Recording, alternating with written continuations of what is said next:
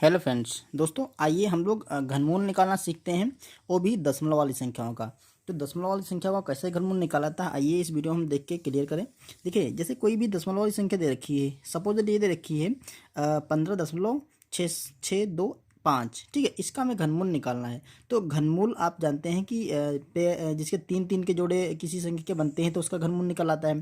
तो देखिए, सबसे पहले क्या करना है, हमें इस जो संख्या दे रखी है इसको हमें भिन्न में परिवर्तित कर देना है। जैसे देखो 15 ये 6 2 और 5 दे रखा है। तो भिन्न में परिवर्तित करने के लिए क्या करेंगे, एक लाइन खींचिए और जहाँ पे दशमलव लगा है इसको हटा दीजिए और इसके नीचे 1 लिख दीजिए।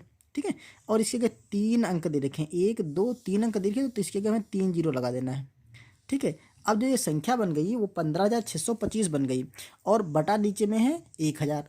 अब देखिए, हमें क्या करना है, इसका घनमूल निकालना था ना, तो हमें इसका क्यूब रूट के लिए क्या करेंगे, इसके तीन तीन के पेयर बनाना, ऐसी संख्याओं में इसको डिवाइड करना है, मतलब विभाजित करना है या गुणनखंड करना है जिसमें तीन तीन के पेयर निकल आए। अब देखो क्या करेंगे, जो 1525 है तो इसको हम काटते हैं। देखिए, अगर यहाँ पर लिखते हैं 15,625 है।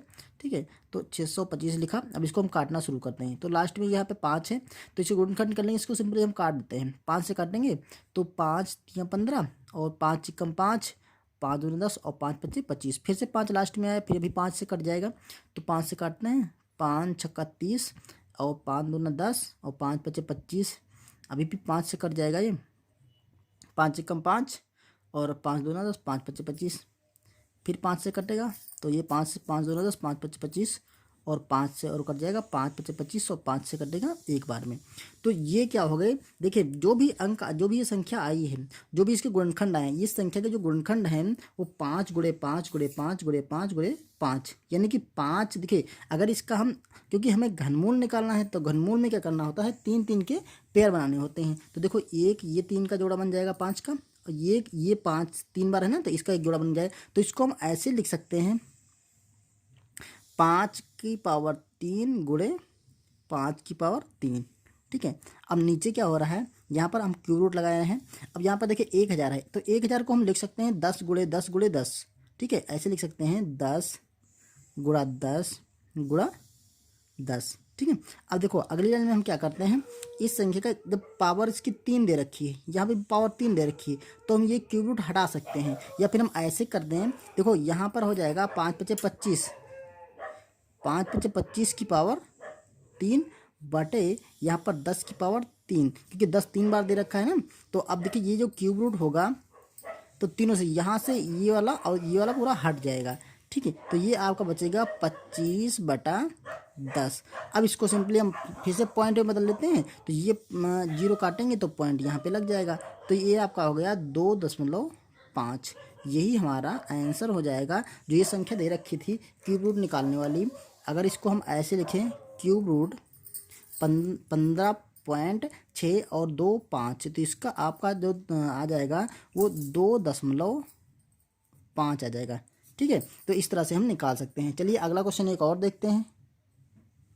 देखिए, अगर ये जो क्वेश्चन दे रखा था उसको हम, अगर इसका क्यूब रूट निकालना है या घनमूल निकालना है, तो हमें क्या करना है, इस संख्या को एज इट इज लिख देना है 0.010648। ठीक है, और ये जो दशमलव लगा है इसको काट करके इसके नीचे 1 कर देंगे और हम जितनी अंक दे रखें, 1 2 3 4 5 6 अंक दे रखें, तो 1 2 3 4 5 और 6 इतने अंक दे दिया। ठीक है, अब ये संख्या जो हमारी बन गई वो बन गई आपकी 10,648 बटा 10,000,000। ठीक है, ये संख्या बन गई। अब इसका हमें घनमूल निकालना है, तो हम सबसे पहले क्या करेंगे, जो इस संख्या दे रखी है इसको हम काट देते हैं, इसके गुणनखंड कर लेते हैं। ठीक है, तो इसके गुणनखंड जो आपके आएंगे, देखिए अगर यहाँ पर लिखें 10,648, तो इस किससे कटेगा, हमारा 2 से कट जाएगा, 2 से कटेंगे, 2 पंचे 10, 2 तिया 6, 2 दूना 4 और 2 चौको 8। फिर 2 से काट लेते हैं, 2 दूना 4, 2 छाक 12 और 2 छाक 12 और 2 दूना 4। फिर से 2 कट जाएगा, 2 एकम 2, 2 तिया 6, 2 तिया 6, 2 एकम 2। ठीक है, अब देखिए जो ये संख्या आ गई ये 11 से कटेगी। ठीक है, 11 से कटेगी तो 11 एकम 11 आपका 2 बच गया, 11 दूना 22, 1 बच गया, 11 एकम 11, फिर से 11 से कटेगा, 11 से काटेंगे तो 11 बार जाएगा और 11 से काटेंगे तो 1 बार जाएगा। तो जो ये संख्या दे रखी थी, ठीक है, इसका जो पेयर बने आप इसको ऐसे भी निकाल के लिख सकते हैं। देखिए ये जो पेयर बना, 2 का एक पेयर बन गया और 11 का एक पेयर बन गया। दोस्तों 3 के पेयर बनाते हैं क्योंकि घनमूल निकालना है। आप इसको ऐसे भी लिख सकते थे, अगर यहाँ पर क्यूब रूट निकालना था तो आप क्यूब रूट भी लगा सकते हैं यहाँ पे, ठीक है, क्यूब रूट भी लगा सकते हैं। अब देखिए अगले लाइन में क्या होगा, अगले लाइन में ये जो संख्या है इसका हम लिख सकते हैं 2, यहाँ का हम एक 2 ले लें, सॉरी यहाँ पर हम 2 ले लेंगे और यहाँ पर हम 11 ले लेंगे, ठीक है, और 11 गुणे 2 इसकी पावर हम 3 कर देंगे, मतलब 11, एक तो 11 आ जाएगा, दूसरा आ जाएगा आपका 2, ठीक है, इसकी पावर 3 और इसकी पावर 3 और इसके नीचे लगा है क्यूब रूट, ठीक है। अब देखिए नीचे क्या क्या करेंगे, अगर 0 0 लगे हैं तो इसमें 0 के आप पेयर बना दिए 3 के, एक ये बन जाएगा, एक ये बन जाएगा, तो हम एक के आगे एक यहाँ से 0 ले लेंगे, एक यहाँ से 0 ले लेंगे, तो ये और ये 0 बन गया। अब इसकी पावर हो जाएगी 3, ठीक है।